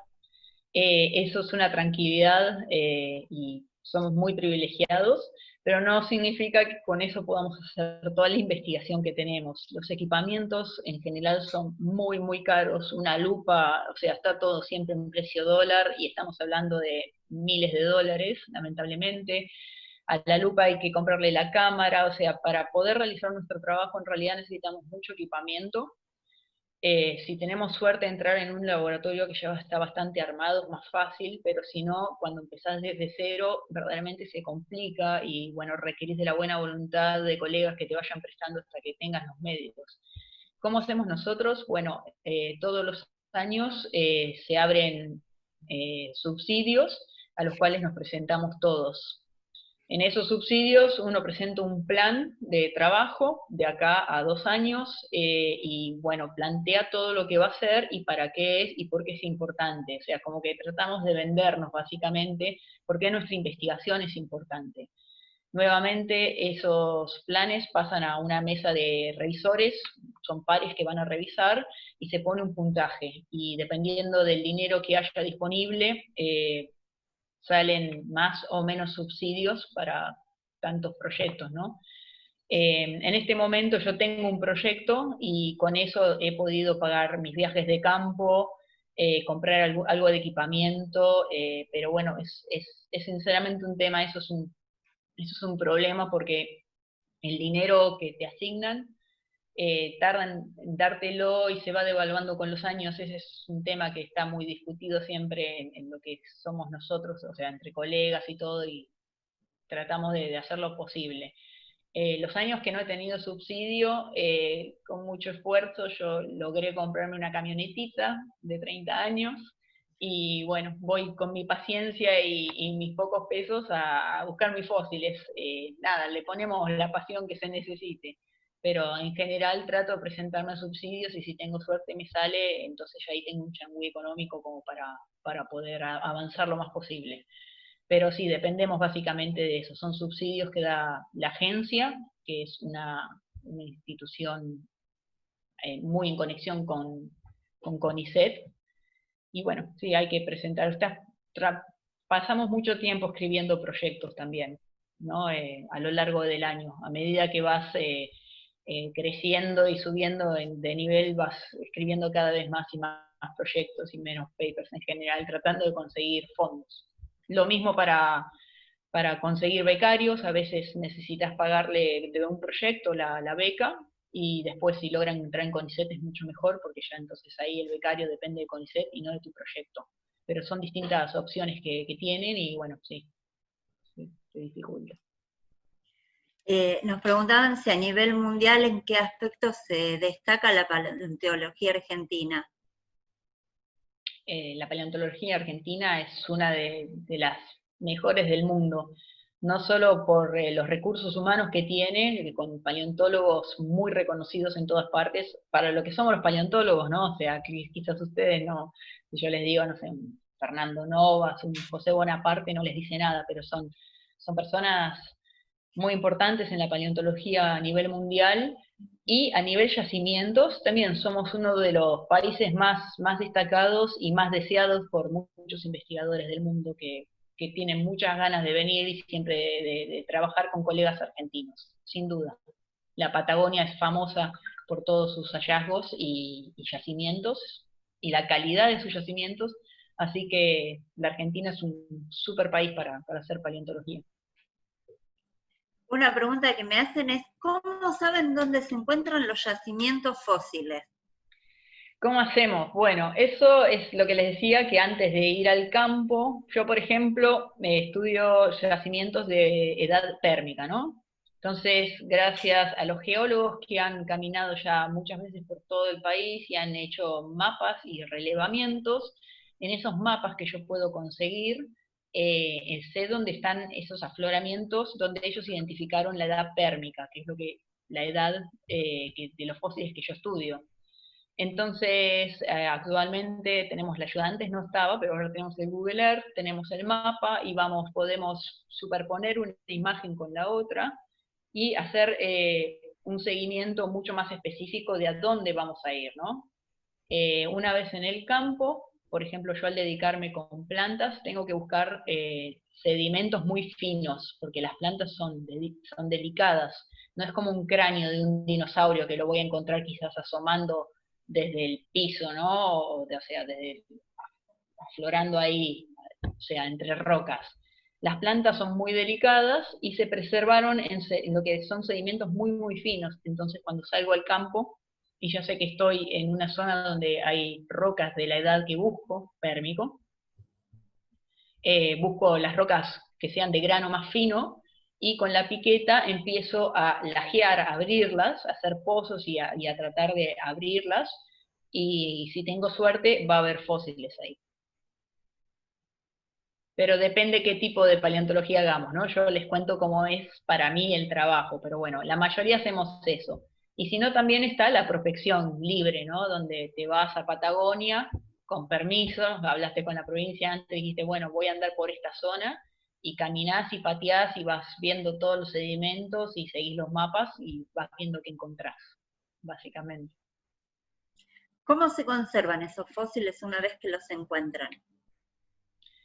Los fósiles que yo estudio, fósiles de planta, en general son impresiones. Esto es que, por ejemplo, una hoja se depositó en el agua, se terminó de enterrar, le cayó sedimento muy fino, y con el tiempo quedó preservada, pero su impresión, la hoja, la parte orgánica de la hoja, se desintegró con los millones de años que pasaron. A veces tenemos suerte y no se desintegró del todo y tenemos la cutícula preservada. Entonces ahí podemos hacer estudios químicos y podemos analizarla con mayor detalle. Esa es una ventaja de algunos tipos de preservación. Pero lo más común es encontrar, por ejemplo, las hojas y las fructificaciones en 2D, aplastaditas, y la impresión. Entonces, cuando hay un fósil de una hoja, por ejemplo, si yo lajeo, yo tengo una roca, le pego por el canto a esa roca, y al estar la impresión esa, lo más posible es que la roca se abra precisamente por donde está el fósil. Bueno, Barbie, la verdad que muy bueno todo lo que nos has contado, nos has informado, porque la verdad que es un área de la cual no teníamos mucha información. Nos abriste una ventana nueva, diferente. Invito a los presentes si alguien quiere realizar alguna otra pregunta. Por favor, sí. Está re interesante, que vale la pena estudiar, ¿no? Si te gusta, la verdad que vale la pena, sí, insisto, o sea, es muy vocacional, y por suerte en este país hay posibilidades, a diferencia de otros países. Por ejemplo, en Europa es muy difícil conseguir un puesto de paleontólogo. Son puestos muy poco comunes, que se abren generalmente cuando fallece o se retira alguna persona que tiene ese puesto, y para el momento en que se abre hay como 20 personas con un currículum muchísimo más formado que el tuyo, quizás porque está hace 20 años esperando ese puesto. Argentina en este sentido da muchas posibilidades, gracias al CONICET, y sinceramente es una posibilidad para una persona que quiera estudiar, es una buena carrera. Y sí, es una gran ventaja también, ¿no? Teniendo esos recursos. Sí, y el CONICET depende también mucho según los gobiernos, o sea, verdaderamente hubo un antes y un después, hubo gobiernos, sin meterla en la parte política, no pasa por ahí, pero es el único detalle que quizás yo pueda decir, bueno, fíjense en qué gobierno, pero no dejaría de lado la vocación en estos últimos Bárbara, 10, 15 años, o sea, muy bien. Ustedes investigando en el CONICET, ¿son libres para elegir el objeto de estudio o el CONICET, digamos, como que los va determinando sobre qué aspectos investigar?